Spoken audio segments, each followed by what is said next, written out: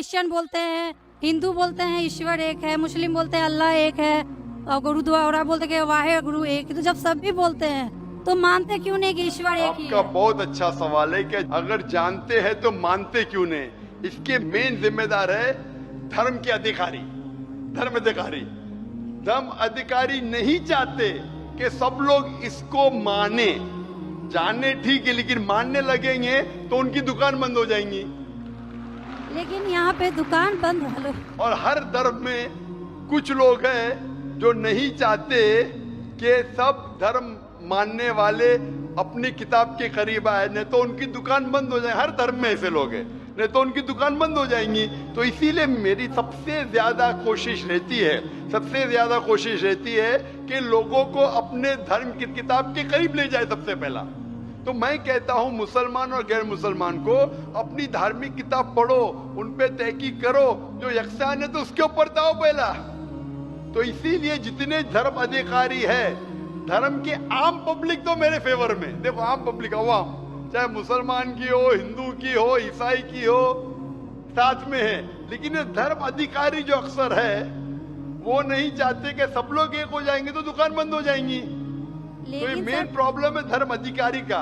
इसीलिए अगर सर्व धर्म के मानने वाले अपनी किताब का तर्जुमा पढ़े, सही मानी से उस पे अमल करे, तो सब लोग एक ईश्वर के पास आएंगे और एक ईश्वर को मानेंगे और उसके अलावा किसी की इबादत नहीं करेंगे।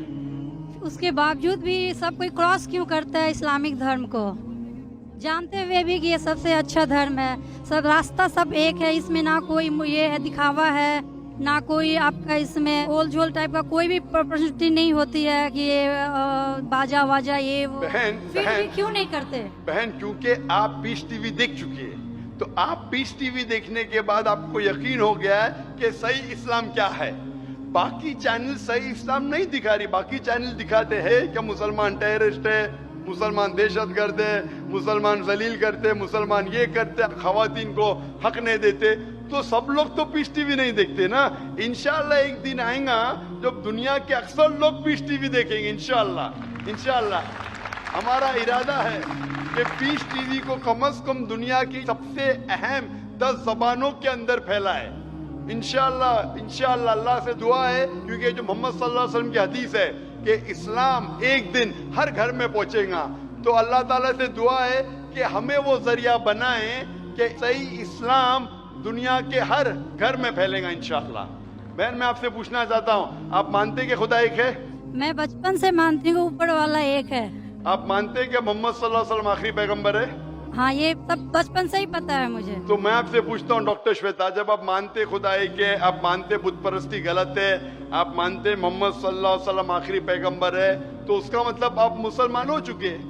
हाँ, ये एक चीज मैं सवाल करना चाह रही थी आपसे। जी हाँ। कि आपके मन में जो भी आप धर्म अपना रहे हो, ये तो जरूरी नहीं होता कि आप उसे रिप्लेस करें पब्लिक के बीच में। जरूरी नहीं है। और अगर आप मन से मानते हैं तो और ऊपर वाला जान रहा है कि आप क्या हैं, और ऊपर वाले को ही मानते हुए सारा चीज फॉलो कर रहे हैं, तो क्या जरूरी होता है कि मुस्लिम बताए ही कि हम मुस्लिम हैं?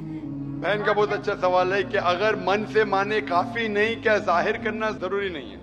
अगर आपको कोई तकलीफ हो रही है, मिसाल के तौर पे अगर आपको शक लगता है कि अगर मैं जाहिर करूं तो मेरी जिंदगी खतरे में है, और ये टॉपिक के ऊपर भी है, अगर आपको लगता है कि मेरी जान खतरे में है, ऐसे माहौल में है, ऐसे इलाके में आप है, 99% से ज्यादा गैर मुस्लिम हैं और जंग का माहौल है और पता चल जाएगा मैं मुस्लिम हूं, तो कुरान की आयतें, अगर आपकी जान खतरे में है तो आप शिर्क भी कर सकते हैं, लेकिन दिल में ईमान होना चाहिए। मतलब अगर कोई पूछे कि तुम मुशरिक हो, आपको पता है आपकी जान खतरे में, आप हाँ कह सकते हैं, लेकिन आपके दिल में ईमान होना चाहिए। तो अल्लाह ताला इजाजत देते हैं कि अगर आपकी जान खतरे में है, कोई बंदूक रखता है सिर पे और बोला कौन है तुम, अगर तुम बोले हाँ मैं मुशरिक हूं, लेकिन दिल में ईमान है कि अल्लाह एक है, तो आप गुनहगार नहीं। तो अगर आपको डर है कि आपके इज़हार करने की वजह से आपकी जान खतरे में है या कुछ तकलीफ आ सकती, तो मत इज़हार करो। लेकिन इज़हार करने से फॉलो करना आसान है।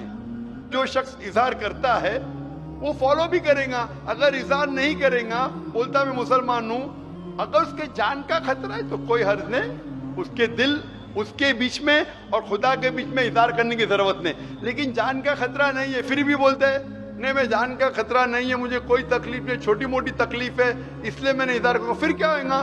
फिर उसको अमल करना मुश्किल होगा। अगर छोटी मोटी तकलीफ है तो इज़हार करना चाहिए, क्योंकि उसको अमल करने में आसानी होगी, नमाज पढ़ने में आसानी होगी, रोज़ा रखने में आसानी होगी। अगर कबूल नहीं करेंगे तो मुश्किलात और बढ़ेंगी। लेकिन अगर मुश्किलात इतनी हैं कि आपको जान का खतरा है तो आप माइक्रोफोन पे भी नहीं आती थी।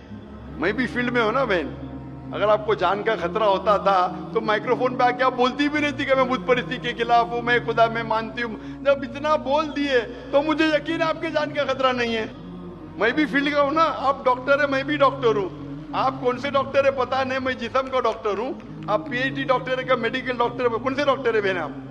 डेंटिस्ट। डेंटिस्ट है, माशाल्लाह, करीब पेशा है। मैं मेडिकल डॉक्टर एमबीबीएस हूँ, आप डेंटिस्ट है। आपको कैसे पता चलता है दांत में दर्द हो रहा है तो क्या प्रॉब्लम है, बराबर ना?